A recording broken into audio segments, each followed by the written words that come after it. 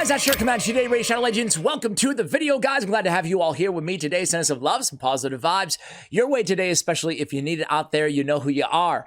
So, guys, we have a good one today. You know, so many of you over the last few months have commented, Ash, how do I counter Armanz? I'm getting frustrated with Armanz. What do I do about it, right? So the truth is there's no counter. There's no perfect counter for Armanz the Magnificent. Obviously, you can load up on Force Affinity champions. We'll be taking a little bit of advantage of that in today's video. You can load up on Resistance. We'll be taking a little bit of advantage of that in today's video as well. But there's a very special free champion, epic champion, who a lot of you guys likely have or are on your way to getting. Hopefully everybody, even if you just started playing, are already working on, as soon as you unlock Doom Tower, getting your first secret room champion.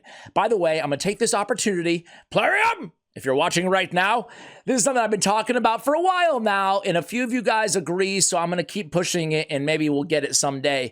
But it's having these secret rooms when you're done with them, right? So if you get all the normal champions from Doom Tower, all the hard ones for that matter, actually start cycling through again, starting with Archmage Helmet, to get their perfect souls, to get their awakenings, right? I think that'd be really good, because after you've gotten these champions, and if you're not there right now, you will be someday. After that, man, there's nothing to do. It's like Doom Tower gets very boring, at least to me. I really enjoyed the secret rooms, going after all these champions, looking forward to getting them. And now I feel like there's no reason to really pay attention that much to secret rooms anymore. You do get some forged material, but for me, it's just not enough. Anyway, I'm going to keep pushing for that. So maybe someday it will happen. Who knows? Anyway, the first champion you get is a guy by the name of Archmage Helmut. He's so good. He really is quite a versatile and just amazing epic support. He feels very legendary-like. First of all, he looks awesome. Archmage, how you doing, buddy? How you doing? It's your big day in the spotlight. How you feeling? Yeah? Good? Oh, great. Anyway, here we are. Archmage Helmut, dude, he looks awesome. Aesthetically, like, I love the look of this guy. He's a support champion. His base stats are great. They're on the money. 19k on the HP, almost 1,000 on the attack. He actually is deceptively can deal a little bit of damage too, so don't sleep on his attack, but we're not going to build him that way in today's video. However, we do have to build this guy with 100% crit rate. So, you know, if you want to build him with a little bit damage too, a little bit of attack, maybe on the ring or whatever, go ahead and do so, right? His defense is solid at over 1,100, and his speed is very fast at 108 base speed. He also brings a speed arena battle aura, excuse me, and we can take advantage of that in today's video, especially if we want to, right? Normally, it's a little unorthodox for this champion who's known for his PvE prowess, but not so much in the arena. Sorry, big fella, but that changes today. So with the A1, Arcane Dynamo attacks one enemy, fills his champion's turn meter by 10%, 20% if the attack is critical, so already seeing why we need 100% crit rate. On the A2, Time Slip attacks one enemy, also attacks all other enemies if the first attack is critical. Another reason we need 100% crit rate. The second hit has a 75% chance when booked of placing a stun on those enemies. After attacking, decreases the turn meter of each enemy without a stun by 20%. This is a nasty ability. This champion is absolutely worth totally booking out. He's one of the best epics in the game. Truly. He has the stun. 75% stun on a 3-turn cooldown is really good. They didn't have that back in my day. That's very, very good, especially for an epic, right?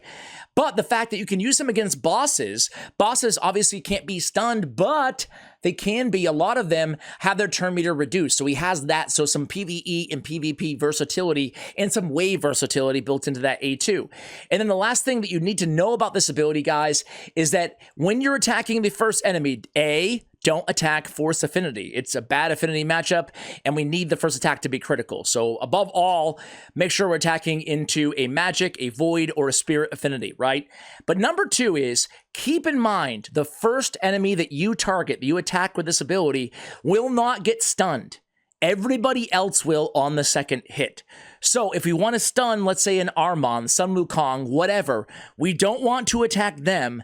Attack somebody else who's not Force Affinity, ideally with the lowest turn meter, and then you can stun everybody else on that second hit. On the A3, Psychic Guidance, increase speed, increase crit rate, increase crit damage, 3 solid buffs on one ability. Increased crit rate, people sleep on in this game because they think to themselves, well, I already build my nukers with 100% crit rate anyway, and I'm not going to build a bunch of nukers with 70% crit rate just to always have to use with Archmage Helmet or an increased crit rate buff. Where this ability actually shines is on everybody except for your nukers. This buff, I should say, right? So all your supports just suddenly get 30%. Sometimes you build your supports accidentally with, 30, 40% crit rate. That's a 60, 70% crit rate after the buff. It's nice. It adds a little bit extra damage, especially in longer duration fights. And then, of course, anybody can and everybody can benefit from the rest of the buffs. Moreover, a great Seer activator, 3 buffs on a 3-turn cooldown.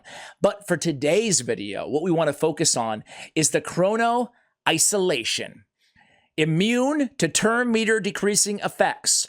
Also immune to any turn meter stealing effects, right? It doesn't say it, but it's also immune to that.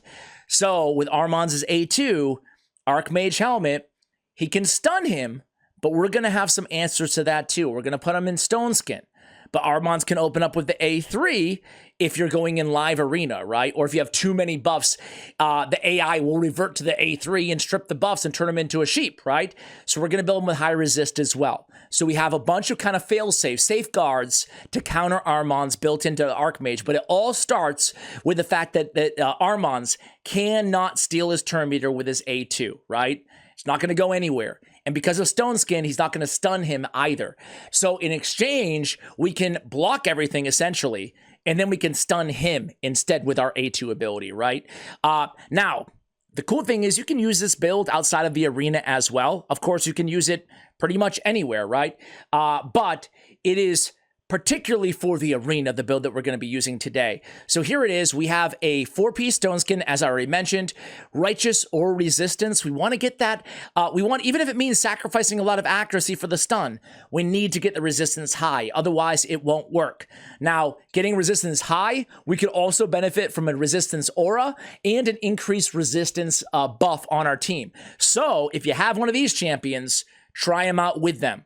Alas, Androck, Night Queen, Beauregard, Feral, Grazer, Oella, and Rafmatab. They have the 50% increased resistance.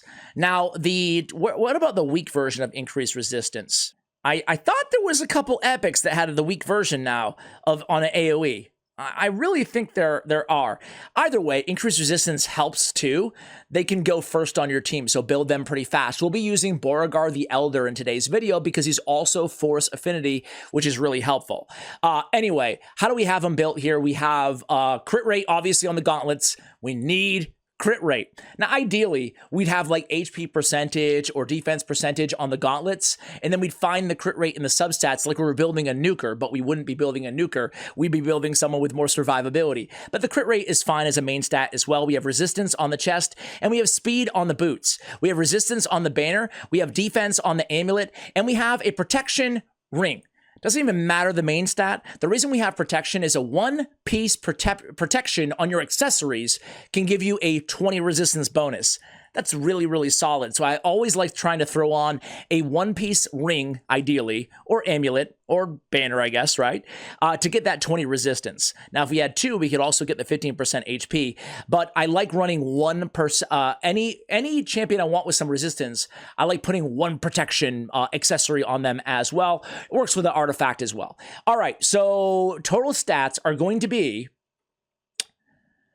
58k on the HP. I have him +1 empowered, by the way, guys. I have to ask you guys, has empowerment made a dramatic impact on your accounts? Please let me know. Have you been able to empower any epics? Did you get excited about empowerment and then thought to yourself, wait, I don't have any dupes? Means nothing to me. I would love to hear your experience thus far on epic empowerment. Again, I have a +1 Archmage Helmet. He takes Jarrod the Stone as his empowerment champion, right? So keep that in mind. Mehik even allow us to go for dupes. Go for dupes in the secret room in Doom Tower, right? That way we can empower these epics. That's another viable option, right? I don't mind grinding through it again if I can get dupes of all the epic champions. Why not? Anyway, I digress. We have 632 on the resistance. A little bit of accuracy, as much as we can kind of sneak in there, is good. 270 doesn't sound like much, but it's enough to land more stuns than you'd think, right? But the main stat here is going to be crit rate, 97. I mean, honestly, we really want 100, but we're going to try to get by with 97. It's because I changed his masteries from offense, so my bad, in preparation for the video. He used to have 102. Either way, You guys get what I'm saying, right? So that's it. Some survivability and resistance, right? On the blessings, Indomitable Spirit is going to be the way to go. This has a built-in chance of blocking stun, sleep, fear, true fear, freeze, and provoke. I would love for them to add sheep to this ability, right? To this blessing. That would give a soft counter to polymorph for every champion in the game, not just Archmage Helmet. Now, granted, I only have him 2-star Awakening, so he's stuck at 5% chance of blocking those debuffs, but it's better than nothing. It can scale all the way up to 30% chance of blocking those debuffs with no cooldown. All right, we have Masteries. Of course, we built him for, you guessed it, resistance. We have 10 from Defiant, and we have another 50 from Unshakable. We went down the support tree. Laura Steel is not going to help us out in this build, unfortunately. It's from an older build. Everything else is totally good. Keep in mind that Harvest Despair is pretty nice on this champion because he can land the leech with the stun, right? Also, the counterattacks are very good on him as well. So I picked up Deterrence and Retribution. Chance of counterattacking, thus a 20% turn meter fill provided it's a critical hit, right? Also, last thing to note, Rapid Response. 30% chance of increasing turn meter by 10% when a buff cast by this champion is removed or expires. Great synergy with the A3. 3 buffs on everybody on a 3-turn cooldown. All right, guys, that's the build. Let's go ahead and jump into the arena. What do you say? All right, guys, here we are in the arena. Let's test this strategy out. So the first team that we have, right, as I said, we can use Beauregard as an increased resistance champion, but I want to try out this strategy. Just running, let's do that. There we go. Just running a rando, right? And we're going to try Hefrak, so it's going to be kind of the, the Hefrak taking advantage of somebody dying and instantly activating his ability, and everybody else just resists everything. So here goes Hefrak, and already off to a pretty good start here. So we can, we might as well just revive here, right? Get a veil on everybody else. Let's come in here and stun. So now we stun. Their nuker's stunned. They do have a cleanser on the team, but that's fine. Let's come in here, take an extra turn, nuke everybody down, hopefully. There we go. Nice. So this is a fun little strategy, right? We're taking advantage and kind of abusing Hefrak in addition to mitigating Armanz at the same time. Let's try it again with this squad here. And then we'll try, like I said, an Oella or a Beauregard. You can just go all out in terms of the resistance, right? So a bunch of Stone Skin this time. It's not going to be that easy this time, right? Let's go ahead and buff up with the A2 instead. And then let's just keep buffing with the A3 here, right?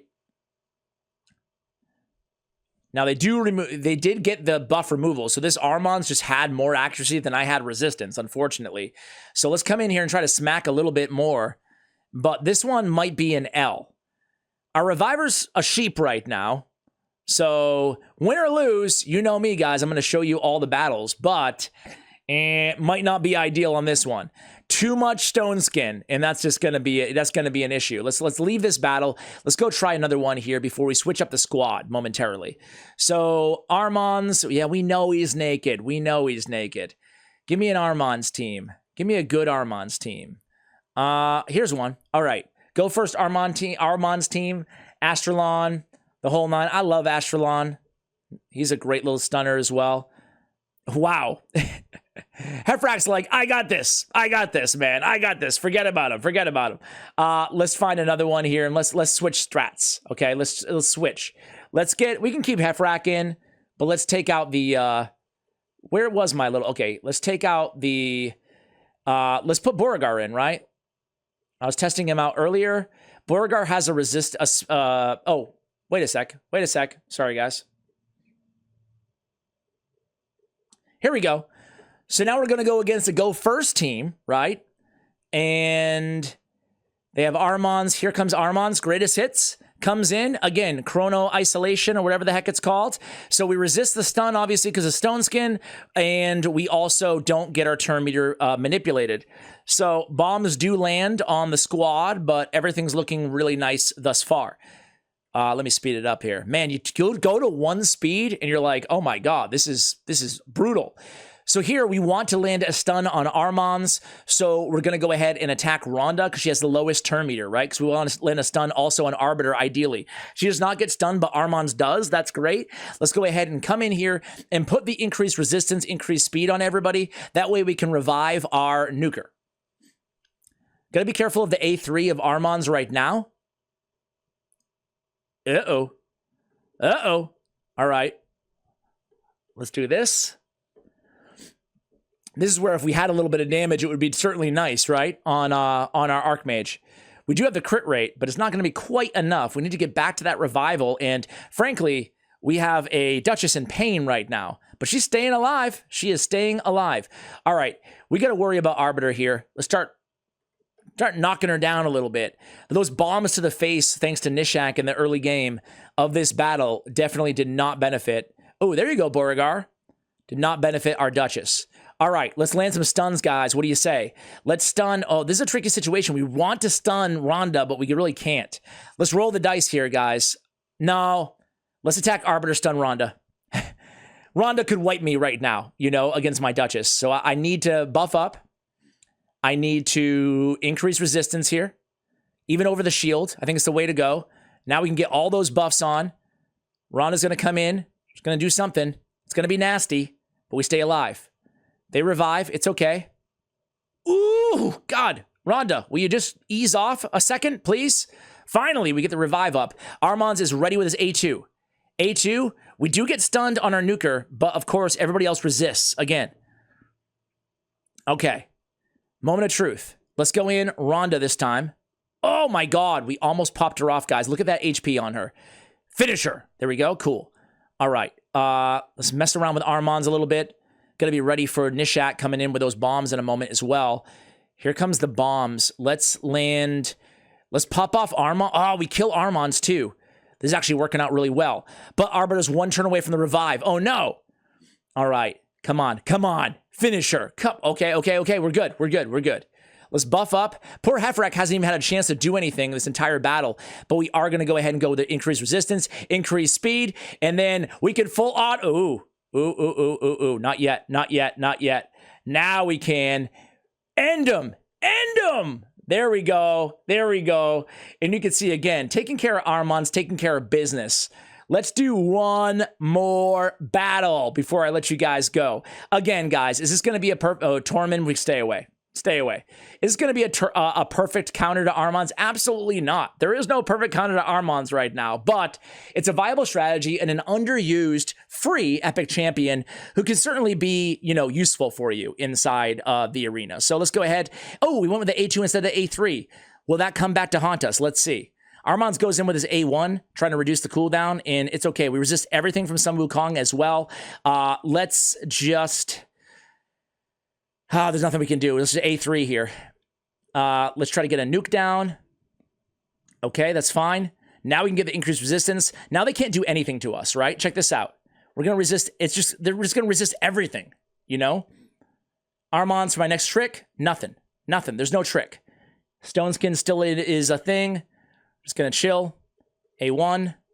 Gonna wait out UDK here, guys. Name of the game. They do kill our nuker again, but we're going to be okay. Come back in. And so, yeah, I just figured, is it perfect? No. Is it something? Yes. Is it a champion who's really dang good that a lot of you guys have anyway? Yes. Will we be seeing a lot of end game, as I said earlier, Archmage Helmut in the arena? No. But let's see. If somebody else can die, can we get a critical hit? No, we can't. We can't. That's why we don't attack Force Affinity, Ash. UDK, not going to be the easiest matchup, certainly, for Archmage Helmut, right? But let's see. We have it on full auto. Let's just see. If somebody can die here, that's not it. Somebody can die other than our guy, than Heffrak. We'll be in an all right situation, right? Either way, though, guys, this is our last battle of the video. So win or lose, Archmage is a really special epic champion, right? Sure, you can use him in the arena like this, but he's useful in so many different areas of the game. He's great against waves. Obviously, going to build a little bit more accuracy on him, but he's great with that stun. He can deal some damage. He's immune to turn meter, obviously, as we've, shown in today's video. He's got so much going on. He's got the turn meter fill on the A1. He's just all those buffs on the A3. I use him as a seer activator sometimes. Really underrated epic champion, or maybe properly rated, but really good epic champion. Let's see if Duchess can pull off a miracle revive here. Got to be careful of UDK, though, with that A2, right? It just, yeah, unfortunately there. But hey, guys, hopefully you enjoyed this video. A little, unorthodox use case, I would say, of Archmage Helmut inside the arena as an Armanz counter. Thank you for watching, and as always, take care, guys.